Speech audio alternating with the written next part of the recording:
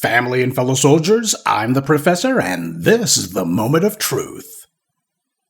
For many years now, the Democrats have had a secret alliance going with the Republicans, where they have intentionally and deliberately allowed race grifters like Chris Rufo and Ed Blum to run around making blatantly false claims that whites and Asians are being discriminated against in college admissions and employment, etc. We know these are lies, but Democrats have not pushed back with legislation to shut down these nuisance suits. They have refused to fight to get judges on the bench who will uphold the law and throw out this type of frivolous litigation. They won't even make a public statement opposing the open racism that the Blums of the world and their wealthy white paymasters represent.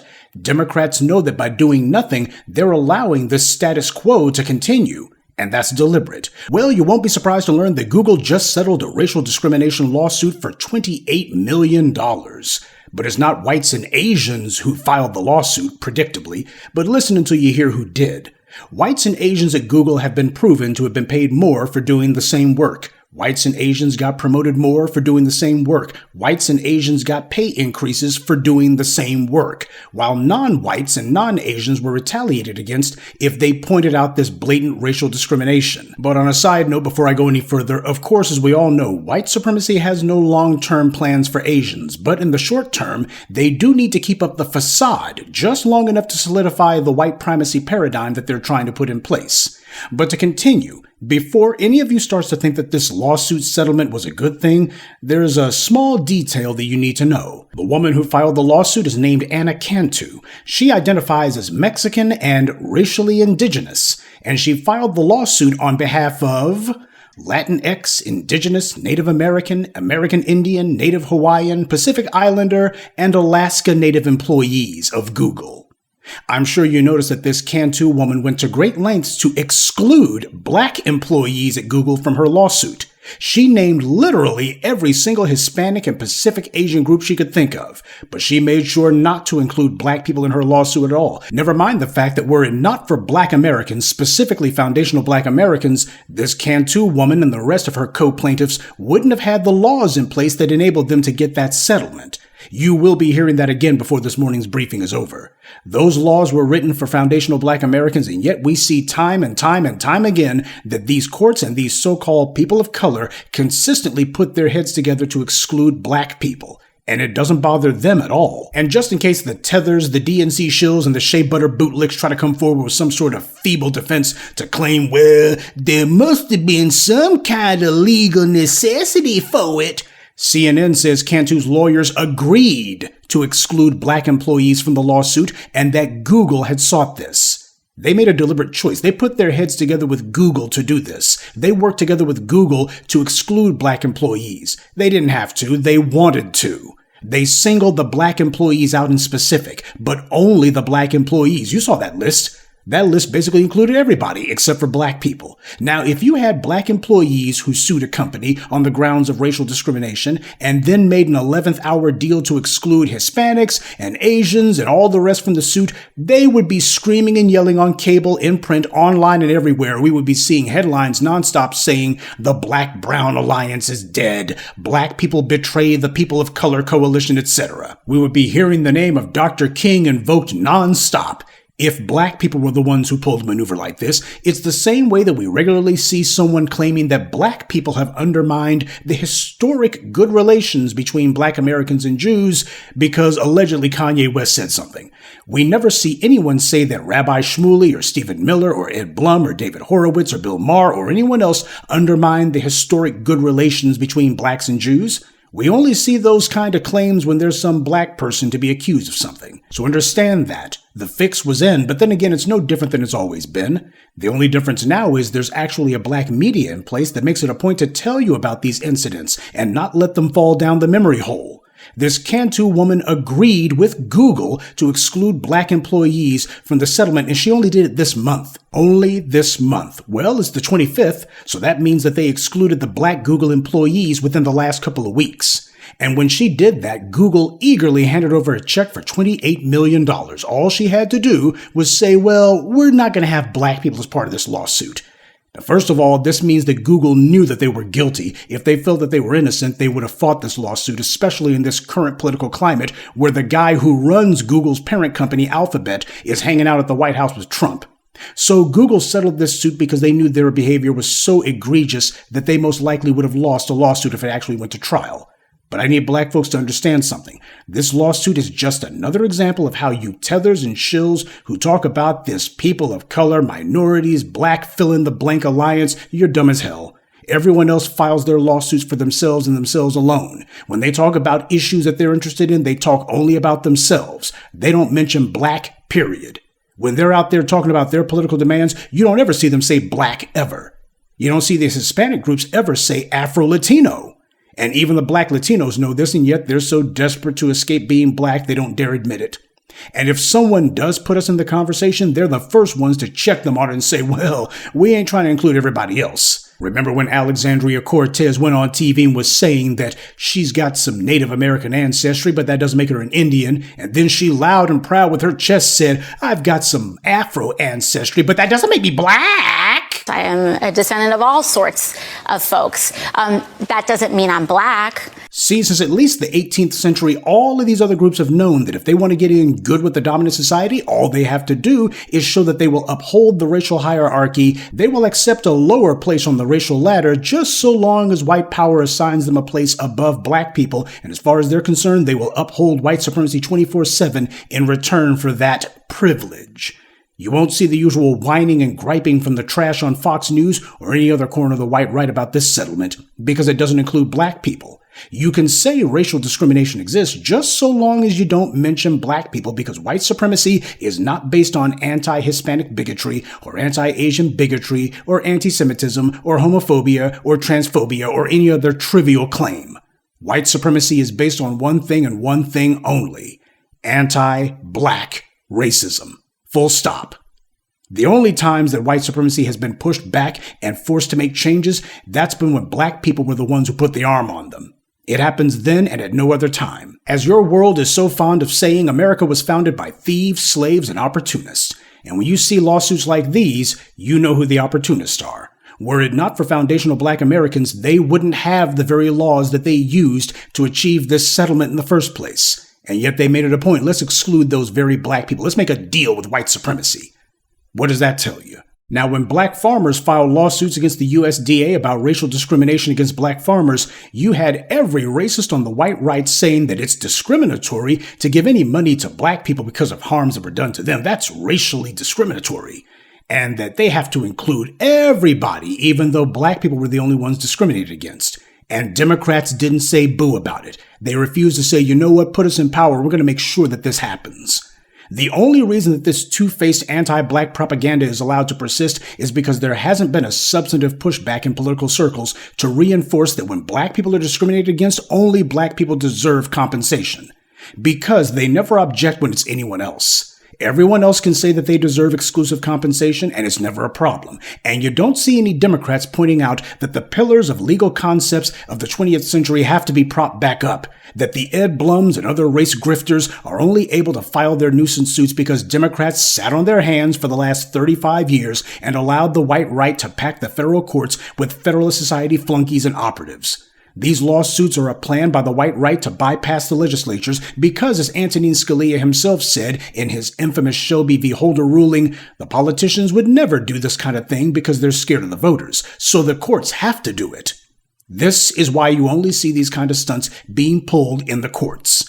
Democrats should be making it a top priority to cut off this illegal maneuvering. Instead, they've done the opposite, and they refuse to so much as even talk about it because they want it to continue.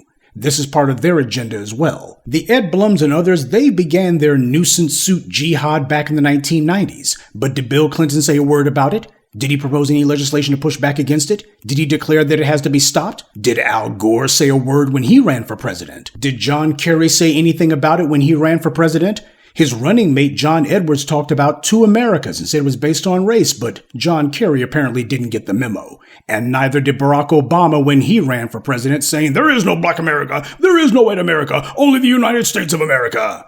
Hillary Clinton didn't say a word about it either. And neither has Bernie Sanders, or Elizabeth Warren, or Joe Biden, or Kamala Harris, or Jim Clyburn, or Jasmine Crockett, or Alexandria Cortez, or etc., ad nauseum.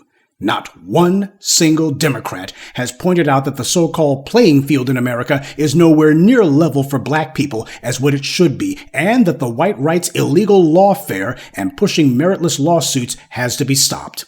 The Federalist Society's activities are patently illegal because they constitute collusion. You have individuals who are sworn to a group that pledges to ignore the law in order to forward their own racial agenda. So you have some millionaire or even billionaire donor to the Federalist Society or some other right-wing group who gives money to the Ed Blums of the world, who in turn file a lawsuit in front of a Federalist Society flunky judge who rubber stamps it without even looking at it, because it's not about the law, it's about the agenda.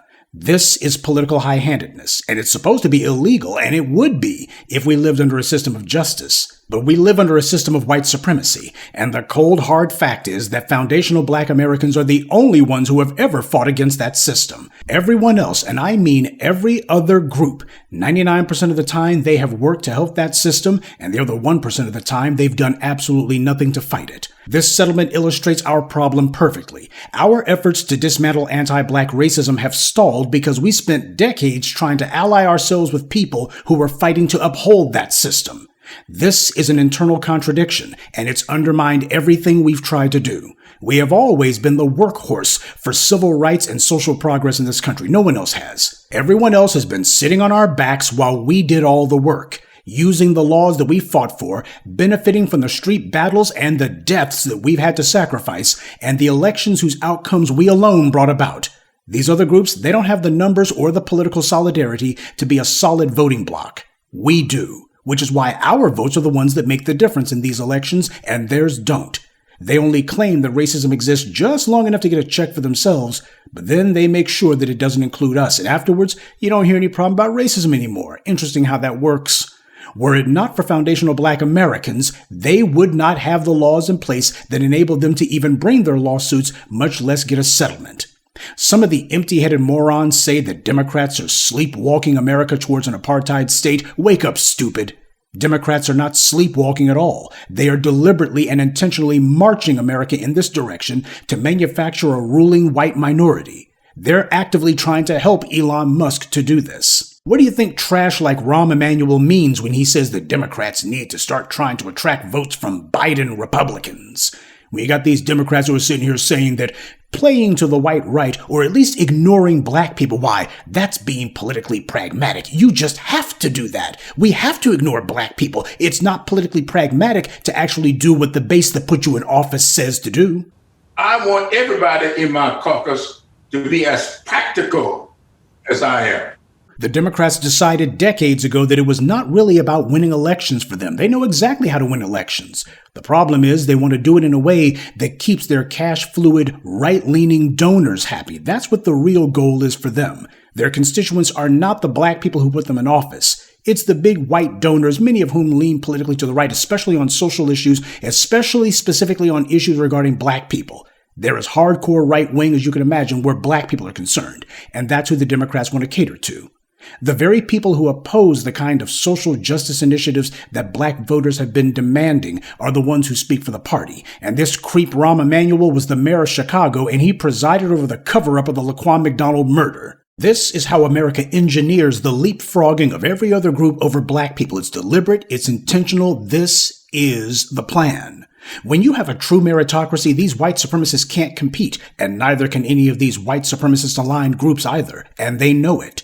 What we're seeing here is an unholy alliance that's been in place for so long. When you see the Amy Chuas and the Juju Changs running around carrying water for these scumbags, this is what they hope to make the norm. And when you see these other groups who try to claim that they have experienced racism, all you got to do is take 2 seconds and you see they actually love white supremacy. The only thing they object to is their place under it. And this is their means of improving that place.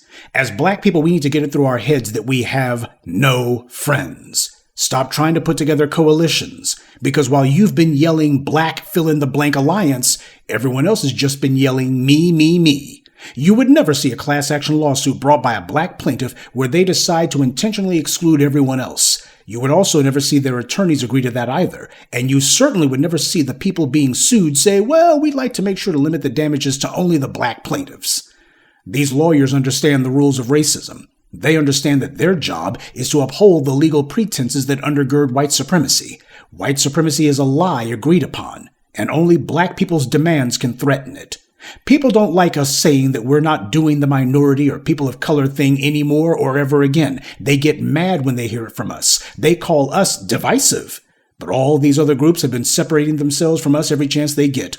When it comes time for these white $5 Indians to get federal money or for Hispanic and Pacific Asians to get a settlement, they can't wait to throw black people under the bus. They will go out of their way to specifically exclude only us. Wouldn't it have made far more sense, numerically speaking, to exclude all of those Pacific Asian groups from the lawsuit for the plaintiffs, especially since there's so few of them in Silicon Valley compared to black people? Why exclude the black employees alone? That would only weaken the lawsuit when it comes to trial because it seriously reduces the number of people bringing the class action. That kind of move only benefits the company. But then again, the people who filed the lawsuit never actually said that they were against white supremacy or racism. They were just saying that they wanted something for themselves. These groups who come from abroad, they understand the rules of racism, and they like to play right along with it. They also understand that a lot of black people don't understand those rules, or at least are silly enough to pretend not to know them if they think they can get a pat on the head from somebody. So when we speak about our issues, make sure that you're specific about it. When you bring up our lawsuits, you limit it to the black plaintiffs. Everyone else makes it very clear that not only are they only looking out for themselves, they are going to go out of their way to make certain that black people are excluded even if we were involved. And that being the case, they should have no objection at all when we do the same. Good day, and be one. I'd like to take a moment to mention some of our contributors: Ginger Vine, Russell Richardson, Ronald Nelson, Black Truth United, and Kenneth Dickerson. Salute to them and thank you to everyone for listening, liking, and sharing this message. Black empowerment only exists because of you.